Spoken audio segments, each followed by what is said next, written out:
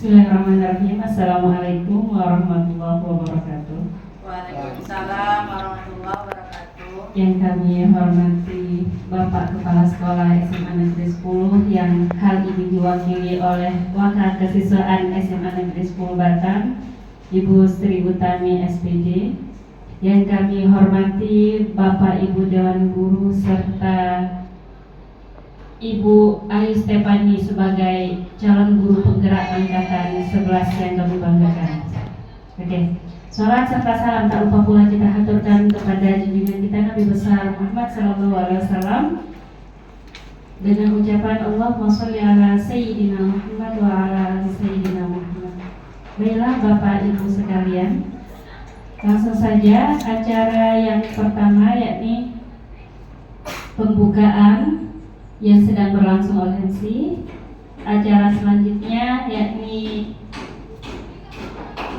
pemaparan dari Kepala Sekolah SMA Negeri 10 Batam, yang mana hal ini akan diwakili oleh Ibu Sri Utami untuk memberikan sambutan dalam kegiatan budaya positif kali ini. Kepadanya kami persilakan. Bismillahirrahmanirrahim.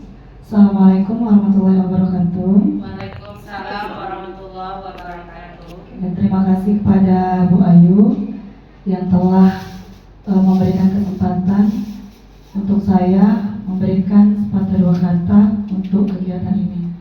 Di sini saya mewakili Bapak Kepala Sekolah untuk melakukan kegiatan atau ikut melaksanakan kegiatan diseminasi budaya positif yang akan dipaparkan oleh Bu Ayu Stefani sebagai salah satu tugas dari CGP Angkatan 11.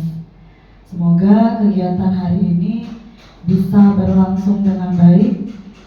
Kemudian ke depannya nanti Bu Ayu bisa melaksanakan tugas-tugasnya sampai dengan akhir dengan lancar. Mungkin itu saja dari saya.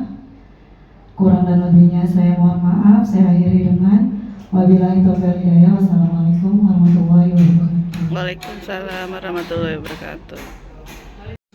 Terima kasih kami sampaikan kepada Ibu Sri Utami SPD yang telah mewakili Kepala Sekolah SMA Negeri 10 Batam. Untuk kegiatan selanjutnya yakni langsung saja pemaparan dari Bu Ayu tentang penyebaran pemahaman dan penerapan pengawalan budaya positif di SMA Negeri 10 Batam. Kepadanya kami persilakan. Assalamualaikum warahmatullahi wabarakatuh. Waalaikumsalam warahmatullahi wabarakatuh. Yang sama-sama kita hormati Bapak Kepala Sekolah yang hari ini diwakilkan oleh Ibu Sri Utami selaku Wakil Kesiswaan. Yang saya hormati Bapak Ibu Guru dari SMA Negeri 10 Batam. Terima kasih untuk Bapak Ibu Guru yang telah bersedia hadir pada kegiatan saya hari ini, yaitu pemaparan atau diseminasi modul 1.4 budaya positif dalam tugas saya sebagai guru penggerak angkatan 11 Kota Batam. Baiklah, hari ini saya akan menyebarkan pemahaman dan penerapan pengalaman budaya positif. Adapun di sini Bapak Edi Sarwito selaku fasilitator, Bapak Beni Chandra selaku pengajar praktik, dan saya sebagai CGP Angkatan 11 dari SMA Negeri 10 Batam, Provinsi Kepulauan Riau. Hari ini saya akan memaparkan ada 8 materi, yaitu konsep inti dari budaya positif. Yang pertama tentang perubahan paradigma belajar, yang kedua tentang disiplin positif, yang ketiga tentang nilai-nilai kebajikan, yang keempat tentang kebutuhan dasar manusia, yang kelima motivasi perilaku manusia, yang keenam posisi kontrol, yang ketujuh keyakinan kelas, yang kedelapan segitiga restitusi. Oke Bapak Ibu, sebelum kita mulai, di sini apakah ada yang sudah mendengar atau udah tahu apa itu disiplin positif? Sudah. Atau budaya positif? Sudah. Menurut Bapak Ibu, apa itu budaya positif? Silakan Pak Armin.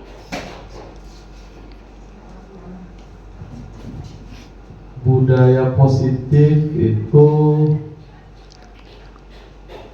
disiplin atau cara atau cara bagaimana kita menerapkan hal-hal yang membawa perubahan ke arah yang lebih baik. Oke, terima kasih Pak Armin. Ada lagi yang mau memaparkan? Silakan Bu Tami. Oke, kalau dari saya nggak jauh beda dengan Pak Armin. Kalau budaya positif itu artinya kita menerapkan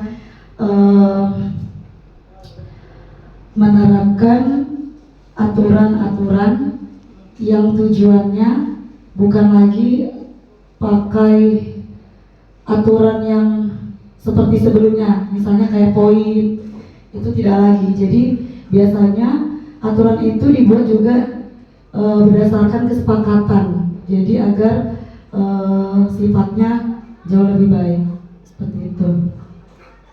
Terima kasih Bu Tami. Baiklah, yang dipaparkan oleh Pak Armin dan Bu Tami tadi sesuai ya Bapak Ibu, apa itu tentang budaya positif. Nah, sebelumnya kita ini pembelajaran dengan paradigma baru. Kita udah 2 tahun belakangan ini menggunakan kurikulum merdeka kan Bapak Ibu. Nah, berarti udah kenal istilah pembelajaran yang berdiferensiasi. Apakah Bapak Ibu sudah menerapkannya? Sudah? Oke. Baiklah. Untuk pembelajaran dengan paradigma baru itu merupakan pembelajaran yang dirancang berdasarkan prinsip pembelajaran berdiferensiasi. Nah, maksud di sini kita mengajar sesuai dengan kebutuhan murid. Kita punya kebutuhan, ya, sebagai manusia kita punya kebutuhan. Murid pun juga punya kebutuhan. Sesuai dengan filosofi pendidikan dari Bapak Ki Hajar Dewantara, yaitu Bapak Pendidikan kita, pendidikan harus berpihak pada murid. Setuju Bapak Ibu? Oke, pendidikan harus berpihak pada murid. Kita selaku guru bersifat menuntun, tidak menuntut lagi. Biasanya kita menuntut siswa, kerjakan tugas. Ya kan Bapak Ibu? Sekarang kita harus menuntun siswa sesuai dengan kodratnya. Kodrat yang bagaimana? Kodrat alam dan kodrat zaman. Oke? Jadi kita mengajar siswa sesuai dengan kebutuhannya berdasarkan tahap perkembangan sesuai teori psikologi modern untuk mewujudkan profil pelajar Pancasila. Nah, dalam kurikulum merdeka kita mengharapkan siswa mempunyai karakter, yaitu profil pelajar Pancasila ada berapa Bapak Ibu? Ada 6, jelas ya? Yang pertama, beriman, bertakwa kepada Tuhan Yang Maha Esa dan berakhlak mulia. Kita mengharapkan siswa kita beriman dan Bapak Ibu, bertakwa dan berakhlak mulia. Apakah kita mau siswa kita punya akhlak yang buruk? Tidak. Jadi kita mengharapkan siswa kita memiliki akhlak yang mulia. Yang kedua, berkebinekaan global. Kita negara Indonesia ini memiliki ragam suku, budaya, apalagi di kota kita yaitu kota Batam banyak orang perantauan, ya kan? Saya dari Sumatera Barat, Bu Tami dari Aceh, Bu Embun dari Sumatera Utara, beraneka ragam, Bu Ir dari Jawa. Kita berarti mengajarkan kepada siswa tidak boleh saling membedakan, saling toleransi, ya kan? Karena pembulian sekarang itu semakin marak kan Bapak Ibu. Ya, jadi kita mengajarkan siswa yaitu saling toleransi antar suku, agama maupun budaya. Oke, yang ketiga bergotong royong. Nah, bergotong royong di sini bukan hanya untuk kebersihan ya Bapak Ibu ya. Bergotong royong di sini artinya itu berkolaborasi dalam mengerjakan tugas, bisa kolaborasi guru dengan guru, guru dengan murid, murid dengan murid, seperti itu. Yang keempat, kreatif. Kita menginginkan siswa kreatif kan dalam misalkan pembuatan tugas, atau misalkan karya seni ya. Kalau anak-anak di sini kan lebih minat dalam karya seni. Gimana kita menciptakan kreativitas siswa kita, misalkan dalam pembelajaran fisika. Seperti saya mengajar fisika. Jadi saya membimbing anak dalam pembuatan misalkan alat ukur yang mereka bisa. Sekreatif mana siswa bisa membuatnya. Bapak Ibu juga bisa menerapkannya di kelas. Yang kelima yaitu bernalar kritis, berpikir kritis. Nah, di sini siswa kita sangat kritis ya Bapak Ibu. Apalagi generasi apa ya sekarang namanya? Generasi Gen Z ya. Nah, siswa kita sangat kritis Bapak Ibu. Kita harus bisa mengakomodir siswa-siswa kita, mana yang pengetahuan yang berita-berita yang real atau berita yang hoax gitu. Yang keenam, mandiri. Mandiri di sini siswa kita harus maksudnya mandiri dalam mengerjakan tugas, mandiri dalam kegiatan-kegiatan apa yang ada di sekolah maupun di rumah. Tidak mengharapkan lagi bantuan dari pihak manapun. Kalau kita guru kan berarti siswa itu kan mengharapkan dari kita aja materinya. Bisa jadi kan siswa itu bisa belajar di luar dari sumber manapun. Oke, next. Nah, ini ada pertanyaan pemantik. Bapak Ibu boleh bantu saya nggak 2 orang ke depan? Oke, silakan Bu Cici sama Bu Umbun. Oke, nah di sini Bu Cici dan Bu Umbun, saya minta salah satu ini mengepalkan tangannya. Nah, Bu, siapa yang mengepalkan ini? Bu Cici apa Bu Umbun? Bu Umbun ya? Ada Bu Cici.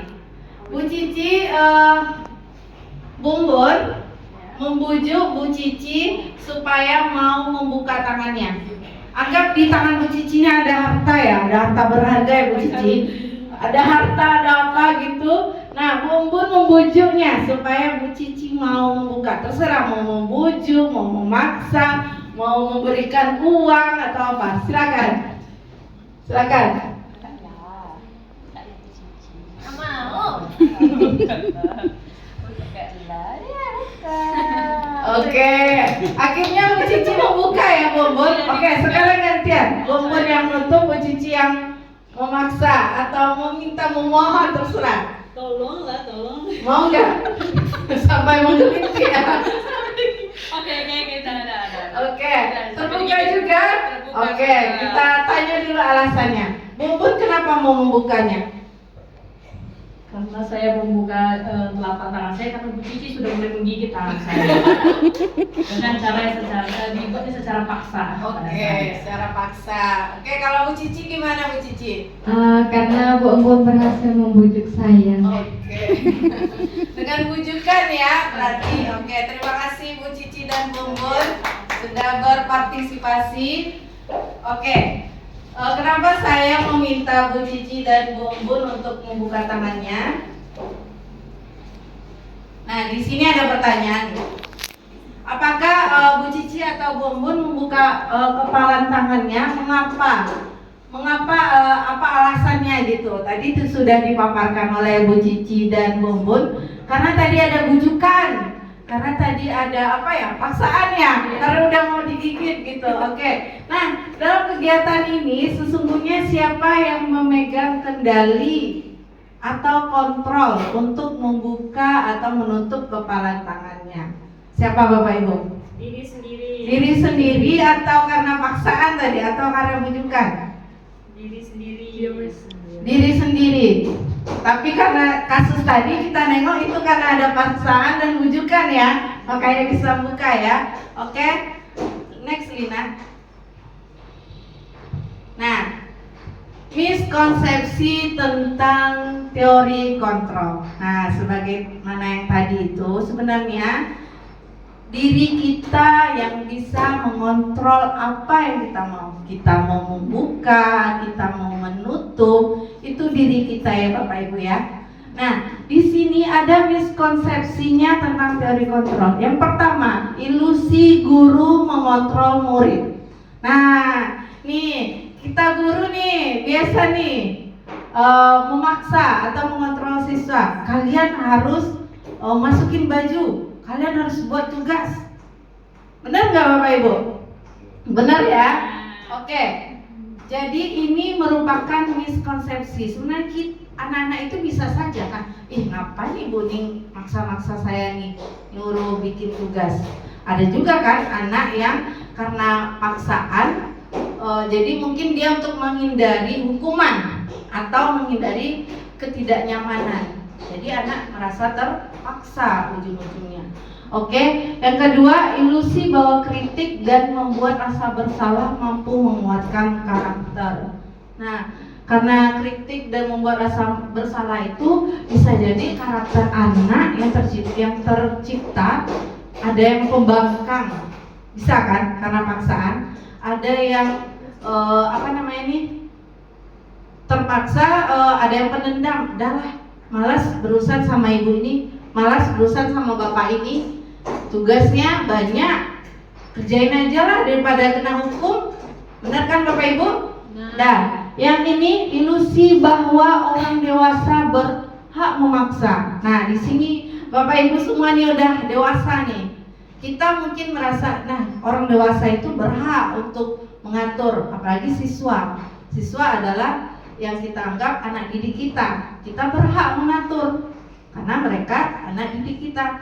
Sebenarnya itu tidak boleh. Nah, lanjut, ilusi bahwa semua penguatan positif, efektif dan bermanfaat. Menurut Bapak Ibu seperti ini. Nah, kerjakan tugas nanti dapat nilai yang bagus. Siapa yang ngumpul duluan? Menurut Bapak Ibu itu efektif apa tidak? Itu motivasinya dari diri sendiri atau motivasi eksternal? Eksternal kan? Nah, karena mereka merasa, oh aku kalau ngumpul duluan dapat nilai bagus, dapat nilai tinggi, berarti mereka mengharapkan penghargaan. Benar kan Bapak Ibu? Mereka mengharapkan penghargaan atau mengharapkan nilai yang tinggi, seperti itu. Oke, selanjutnya, nah kita harus mengubah paradigma stimulus respon ke pendekatan teori kontrol. Nah, di sini ada contohnya. Stimulus respon yaitu realitas atau kebutuhan kita sama.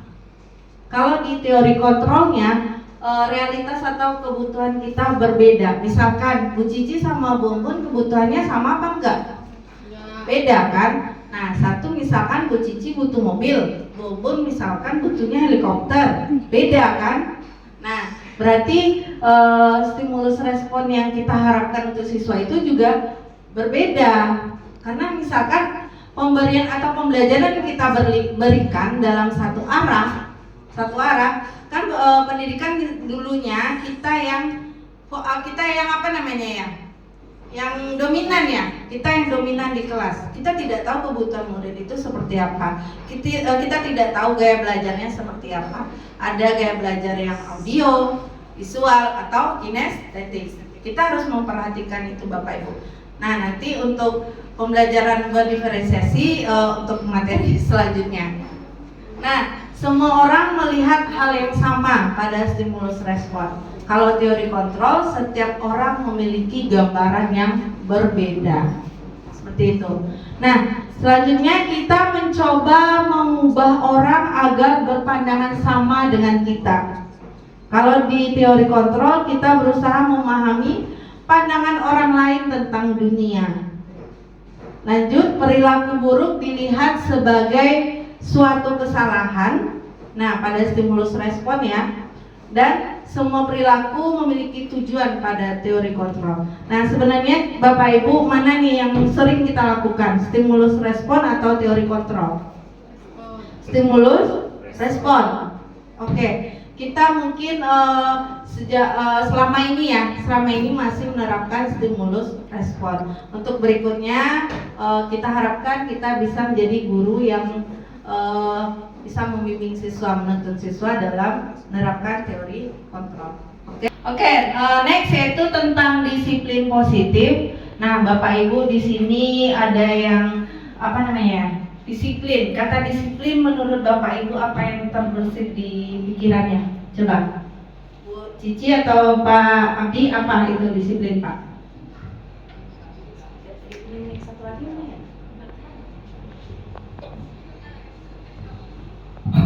Disiplin menurut saya konsisten terhadap apa yang kita lakukan berdasarkan nilai-nilai yang kita yakini.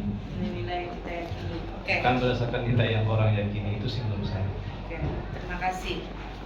Ada lagi Bapak Ibu, apa menurut Ibu Bapak Ibu apa itu kata disiplin? Silakan.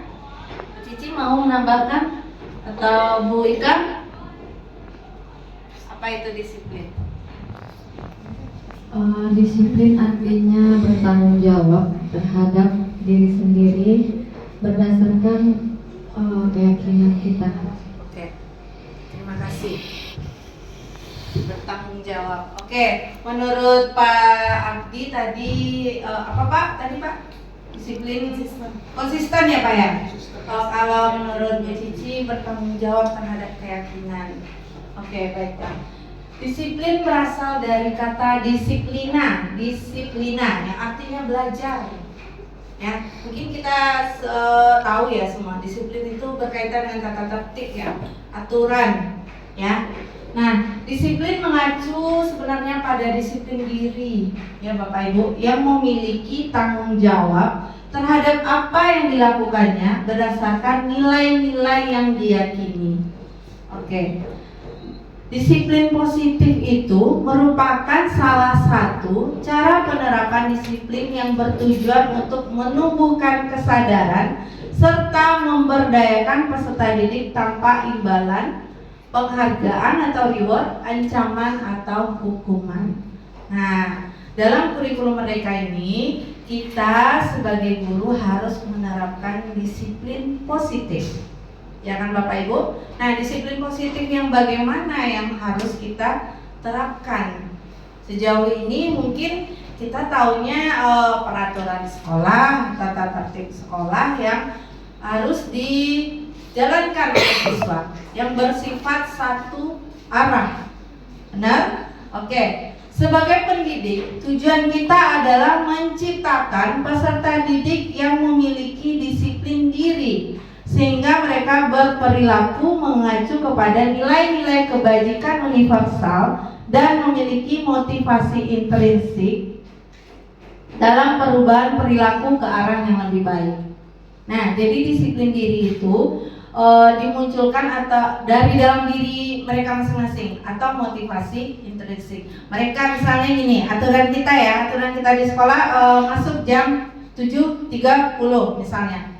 Nah, mereka masuk atau datang ke sekolah itu karena mereka memang disiplin dirinya. Oh iya, masuk jam 7.30. Atau karena terpaksa atau karena takut hukuman. Ya kan Bapak Ibu? Jadi disiplin itu harus dimunculkan dari diri dulu atau motivasi intrinsik. Oke? Nah, nilai-nilai kebajikan. dalam disiplin positif ada nilai-nilai kebajikan yang harus kita pahami. Ada nilai yang disepakati bersama lepas dari suku bangsa, agama, bahasa maupun latar belakangnya. Di sini saya ambil 3 contoh aja ya Bapak Ibu ya. Contoh nilai kebajikan institusi atau organisasi. Nah, yang pertama profil pelajar Pancasila. Ini Bapak Ibu udah tahu nih semuanya nih. Yang pertama tadi beriman, bertakwa, terus berakhlak mulia, berkebinekaan global, gotong royong, mandiri, kreatif, dan bernalar kritis. Oke? Jadi nilai-nilai kebajikan ini yang akan kita yakini dengan siswanya nanti. Nah, lanjut, ini dari IBO Primary Years Program atau PYP. Adapun nilai kebajikannya itu toleransi, rasa hormat, integritas, mandiri, menghargai, antusias, empati, keingintahuan, kreativitas, kerjasama, percaya diri, dan komitmen.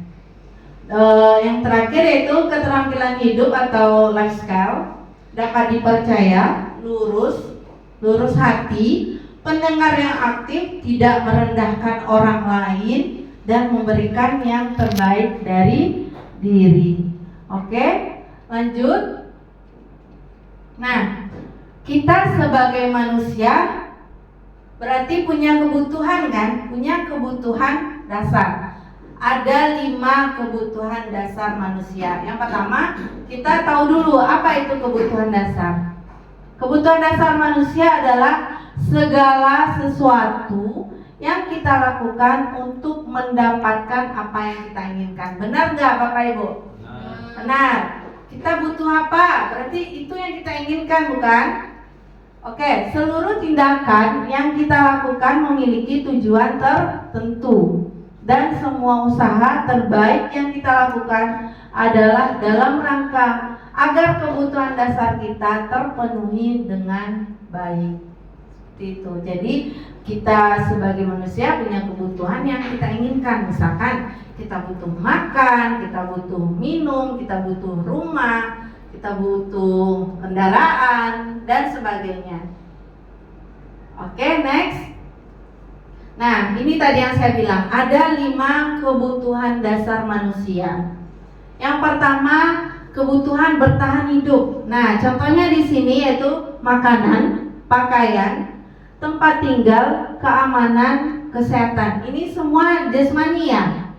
Ya, benar. Nah, yang bertahan hidup ini termasuk kebutuhan jasmani. 4 selebihnya itu kebutuhan psikologi atau rohaninya.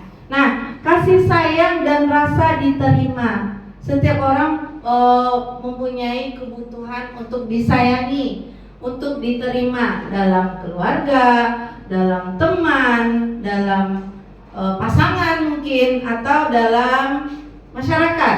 Oke. Rasa diterima, dipedulikan, berbagi, kerjasama, menjadi bagian dalam kelompok. Yang ketiga, penguasaan.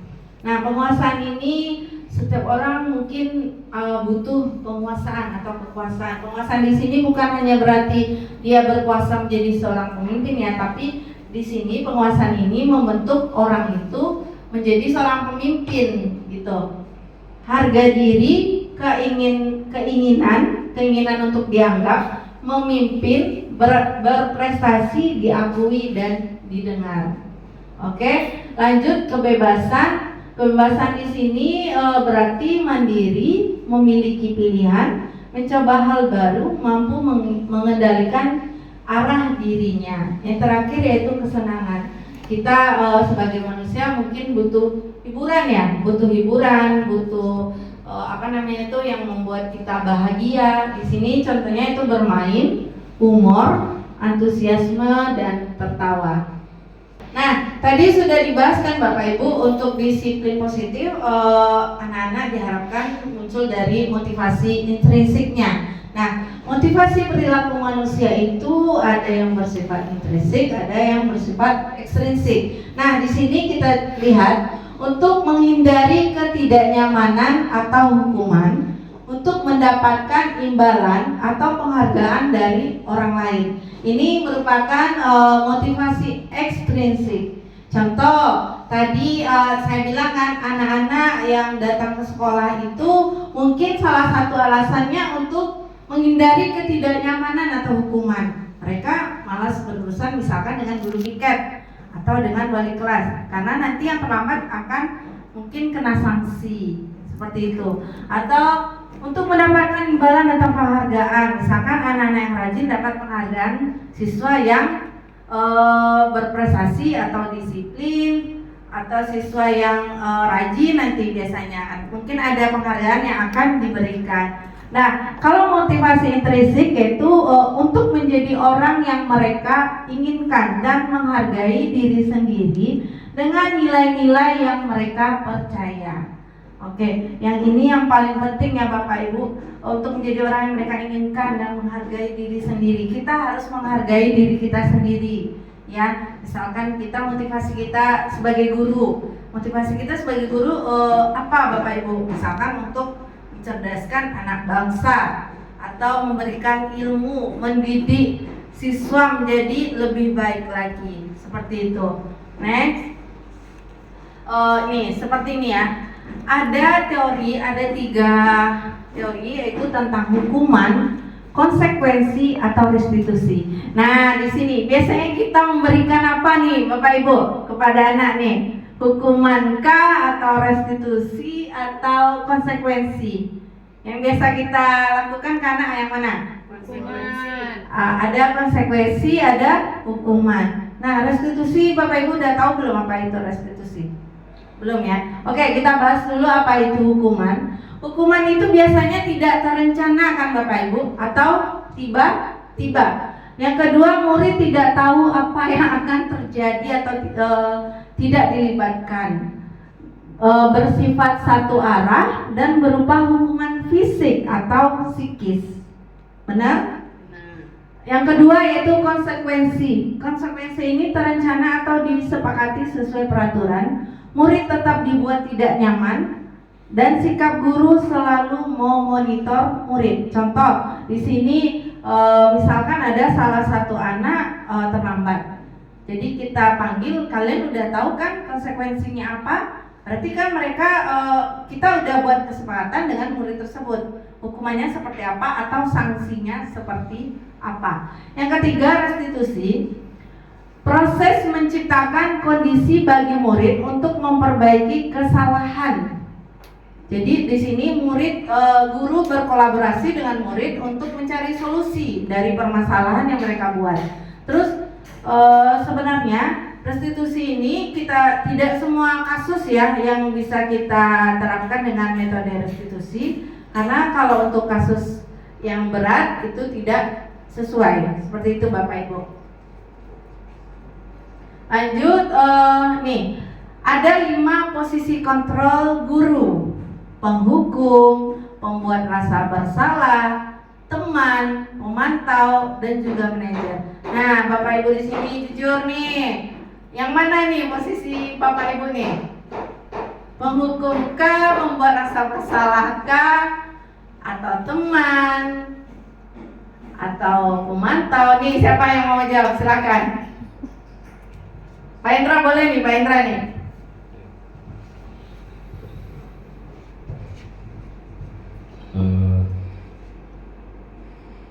Ini sering saya lakukan sebenarnya hampir semua. Kadang menghukum, kadang hanya memantau, tapi memantaunya dalam waktu tertentu, menghukum karena sudah dipantau, gitu ya. Tiba-tiba datang dan menghukum, gitu.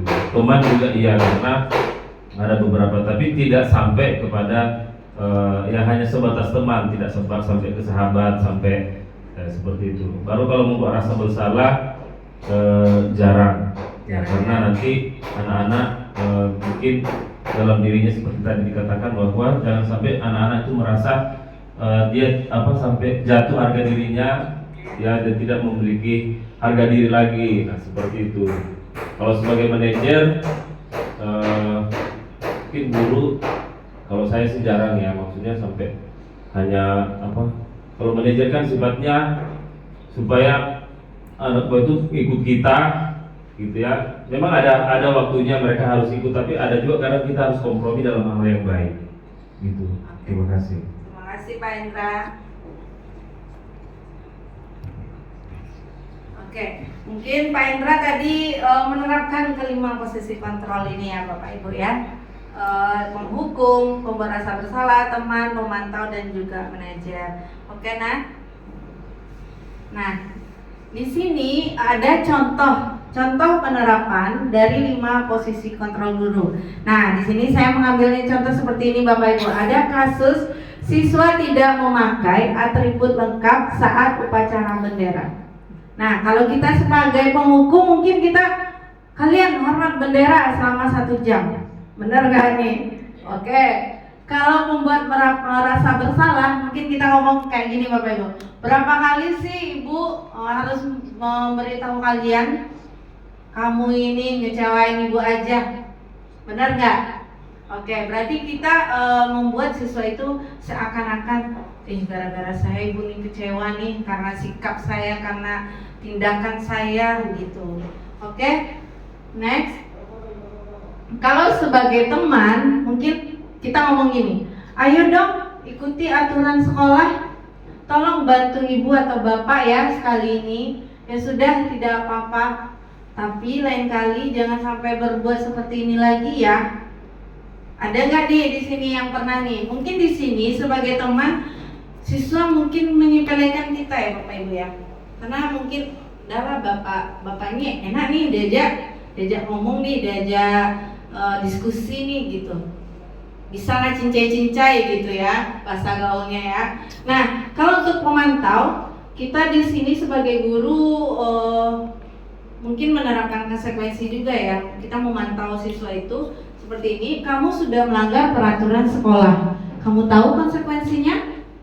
Setelah upacara, kamu beli atributnya ke koperasi dan jangan diulangi lagi. Seperti itu. Dan untuk posisi yang terakhir yaitu manajer. Nah, apakah kamu tahu kesalahanmu? Berarti kita ajak dulu siswa itu untuk diskusi.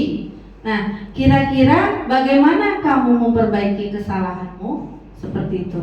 Ini adalah posisi manajer. Jadi Bapak Ibu diharapkan untuk sekarang ini kita menjadi posisi manajer dalam pembentukan karakter siswa. Oke? Nah, posisi kontrol apakah kamu? Yang pertama, bisa Bapak Ibu tebak ya. Saya kecewa sekali dengan kamu. Apa ini Bapak Ibu? Rasa bersalah. Membuat rasa bersalah. Oke. Kamu tidak pernah benar melakukannya. Hukuman. Memantau? Hukuman? Oke. Hukuman ya. Nah, apa rencanamu untuk menyelesaikan masalah ini? Manajer. Manajer ya, benar. Next.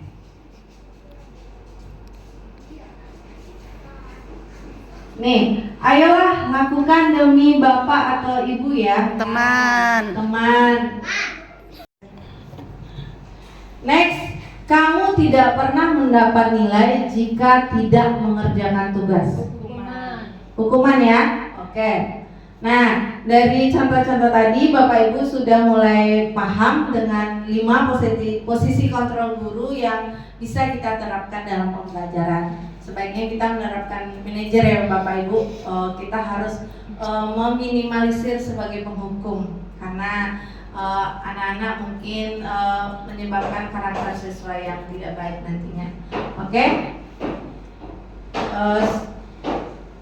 Lanjut, keyakinan kelas. Bapak Ibu pernah dengar keyakinan kelas? Atau kesepakatan kelas? Pernah. Nah, mengapa keyakinan kelas? Mengapa bukan peraturan kelas?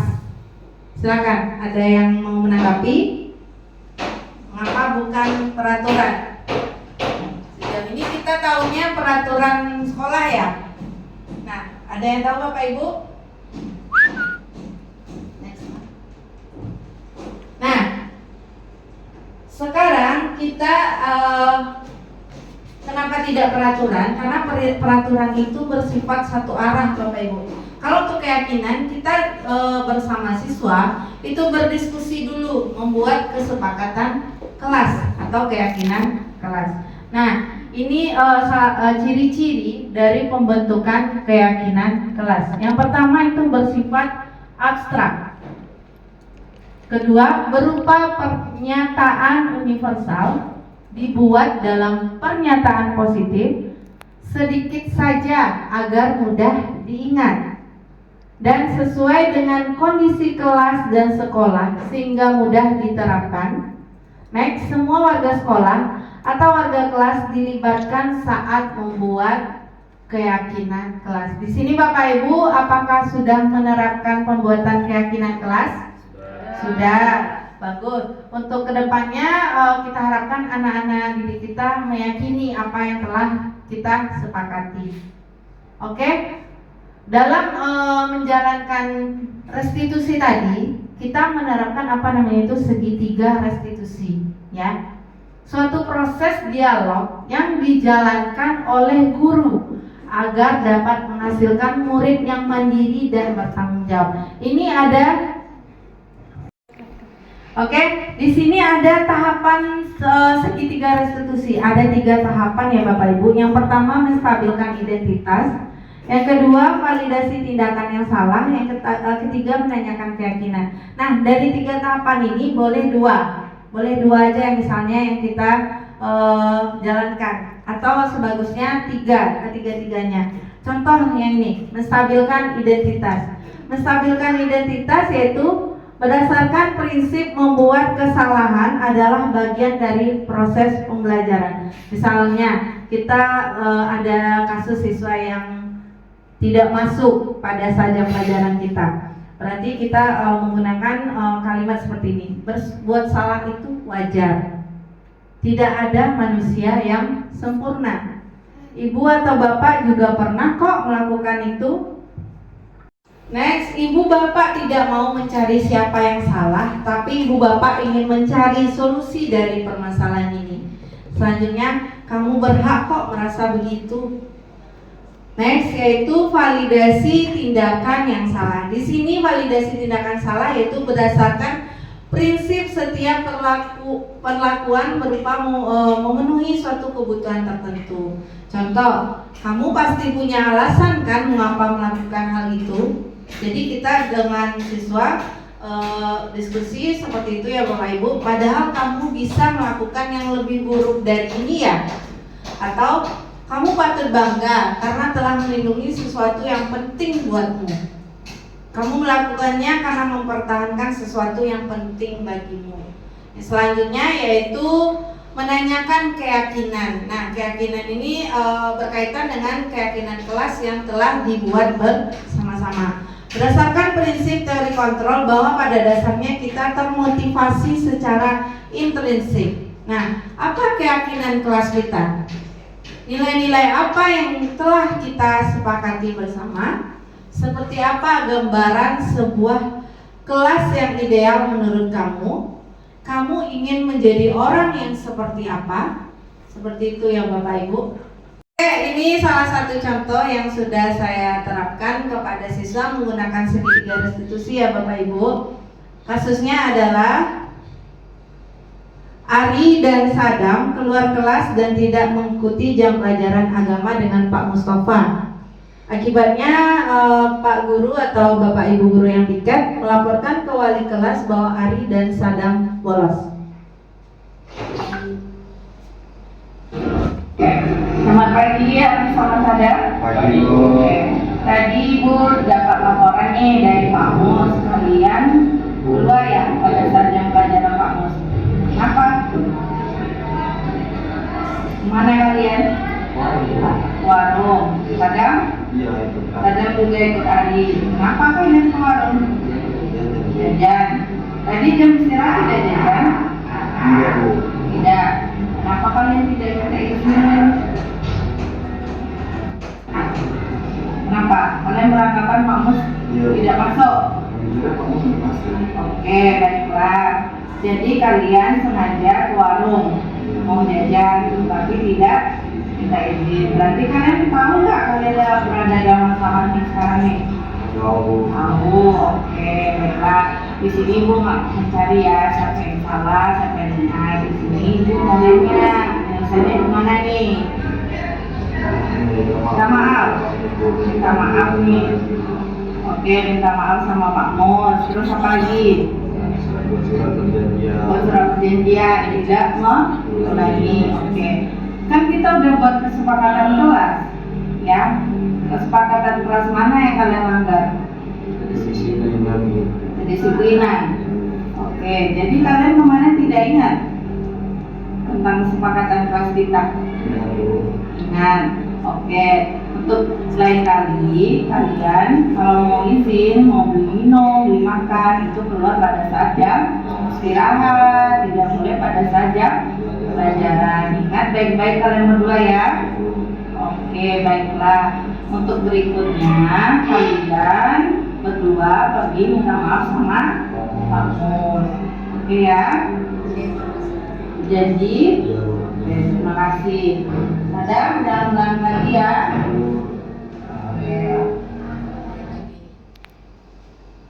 Assalamualaikum warahmatullahi wabarakatuh. Perkenalkan nama saya Sadam, saya Andi. Kami berdua dari kelas 12.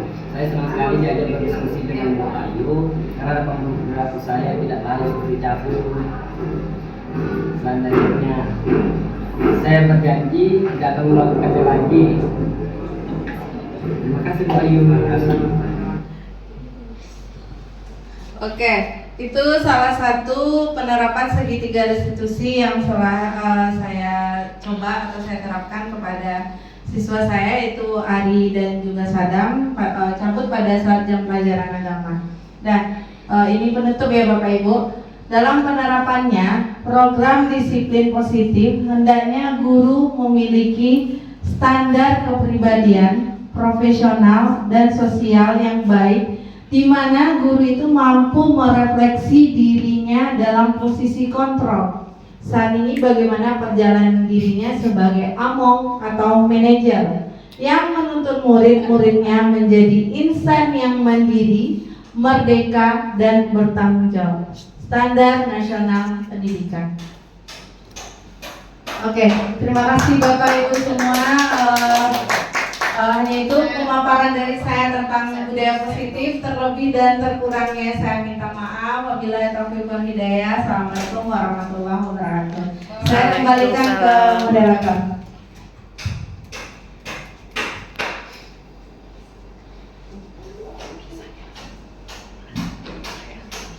Baik, terima kasih disampaikan kepada Bu Ayu Stefani SPDI. Bapak Ibu, demikianlah kegiatan kita pada siang hari ini. Mungkin saya akan membuka sesi tanya jawab dengan 2 penanya dan 2 pertanyaan. Tidak lebih tidak kurang, silakan Bapak Ibu. Ada yang ingin bertanya? Baik, terima kasih atas waktunya. Begini Bu Ayu, selama ini yang saya lakukan di kelas saya itu posisi kontrol saya sebagai guru yang sering saya lakukan adalah sebagai penghukum. Nah, menurut Ibu gimana sih caranya supaya posisi kontrol yang saya lakukan ini berubah menjadi posisi yang seharusnya, yaitu sebagai manajer? Mungkin diharapkan pencerahannya untuk saya, Bu. Terima kasih. Satu orang penanya lagi sebelum kita minta untuk narasumber kita memberikan tanggapan dari pertanyaan. Ya, Bapak Alif, silakan. Terima kasih atas kesempatannya. Saya Alif Firman Irawan. Saya ingin bertanya kepada Bu Ayu Stefani, apakah segitiga restitusi bisa diterapkan pada semua masalah atau hanya bisa pada masalah yang spesifik saja? Terima kasih, Bu. Mohon jawabannya. Baik, terima kasih kami sampaikan kepada Bapak Alif Firman Irawan dan juga Ibu Cici. Untuk selanjutnya kami serahkan kepada narasumber kita, yaitu Ibu Ayu Stefani. Oke, saya izin dulu ya Bapak Ibu. Untuk pertanyaan Bu Cici, tadi Bu Cici biasanya melakukan apa? Posisi kontrolnya biasanya penghukum ya Bu Cici ya. Mungkin iya karena di sini peserta didik kita yang rata-rata karena kita di pulau ya. Salah satu hambatannya mungkin siswa kita yang cuek, yang apa ya, yang apa adanya gitu, yang udahlah nggak buat tugas, ibu nggak marah kok gitu kan.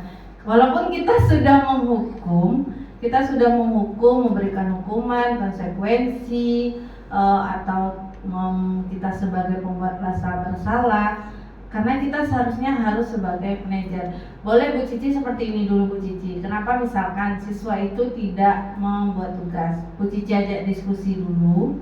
Bu Cici tanya, Kenapa Ananda tidak buat tugas? Apa alasannya? Mungkin anak itu mau curhat dengan Bu Cici. Kita bisa tahu juga kan permasalahan yang dihadapi oleh siswa kita. Jadi kita di sini tidak boleh langsung ini anak ini mencap, anak ini malas, mencap anak ini membangkang atau apa. Seperti itu Bu Cici. Oke? Gimana Bu Cici? Baik, terima kasih Bu Ayu. Mungkin kedepannya saya akan berusaha menjadi posisi manajer. Terima kasih. Oke, terima kasih Bu Cici. Selanjutnya pertanyaan dari Pak Alif ya. Oke, Pak Alif. Segitiga restitusi yang mana yang masalahnya ya tadi ya? Nah, Pak Alif di sini segitiga restitusi ini untuk masalahnya mungkin kalau untuk masalah yang berat ya Pak Alif, untuk misalnya masalah kriminal, kita tidak mungkin menggunakan segitiga restitusi. Nah, di sini untuk masalah kriminal itu tidak bisa menggunakan segitiga restitusi.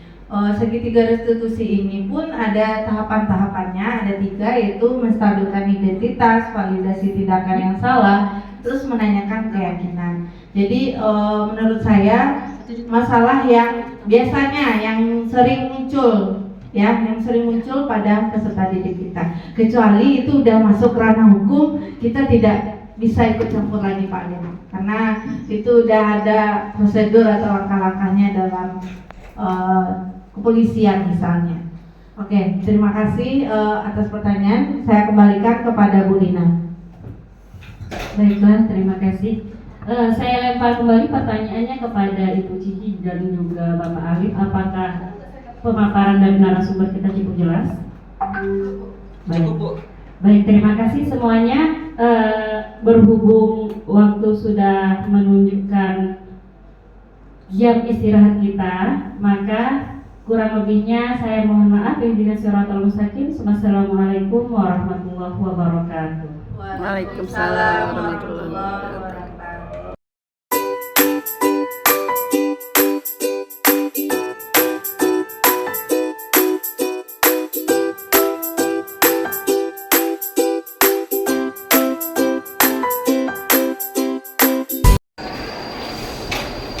Assalamualaikum warahmatullahi wabarakatuh.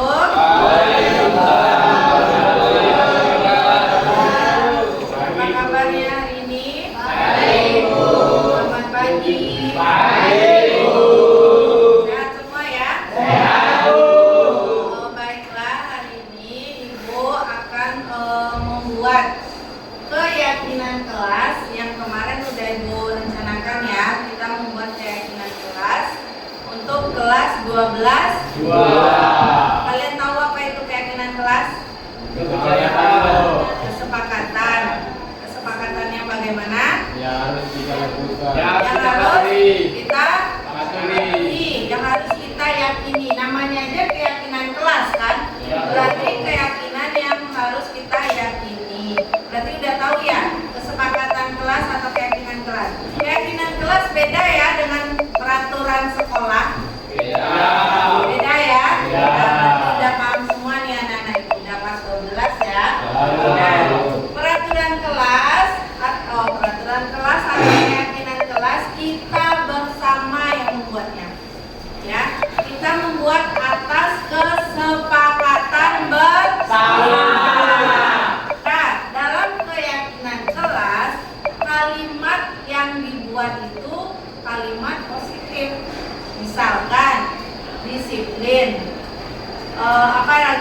ruangan nyaman atau menjaga kebersihan. Tidak boleh kalimat negatif, misalkan dilarang buang sampah. Kita menghindari kalimat negatif. Oke, disiplin itu merupakan salah satu nilai kebajikan.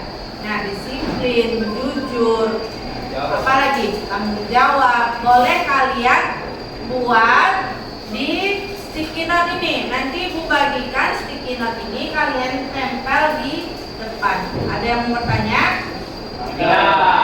Berarti udah paham ya? Tapi keyakinan kelas ini tidak hanya untuk antara ibu dengan kalian. Boleh misalkan keyakinan kelas antara kalian dengan teman atau dengan guru yang lainnya. Misalkan apa yang kalau kalian sama teman? Menghargai, saling menghargai guru, teman. Apa lagi? Peduli, boleh. Silakan ya ditulis di note ini. Bagikan dulu ya.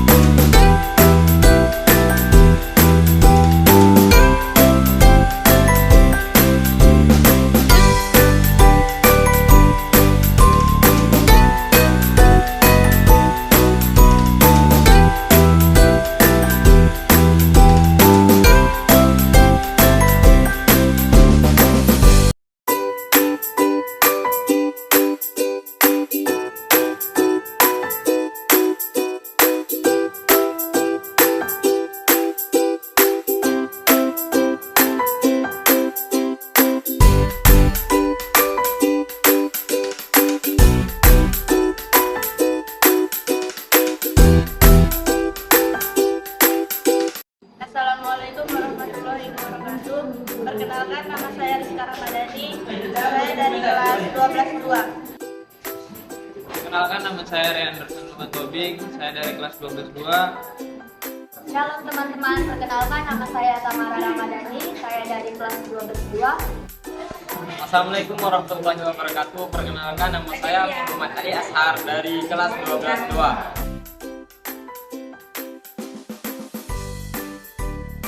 Perasaan saya sangat senang. Saya sangat senang sekali. Senang sekali. Di sini saya sangat senang sekali dengan adanya kesepakatan kelas yang disepakati oleh macam-macam siswa.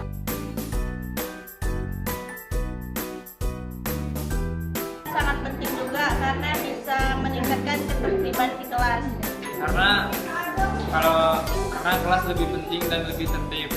Sangat penting karena kelas jadi lebih tertib. Ini sangat penting karena untuk mendisiplinkan siswa yang ada di kelas ini dan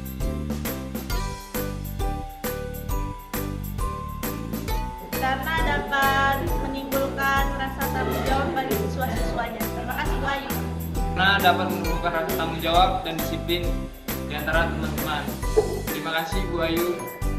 Dapat menumbuhkan rasa tanggung kepada saya dan teman-teman saya. Terima kasih Bu Ayu. Mentertibkan siswa yang ada di kelas ini. Dan terima kasih Bu Ayu.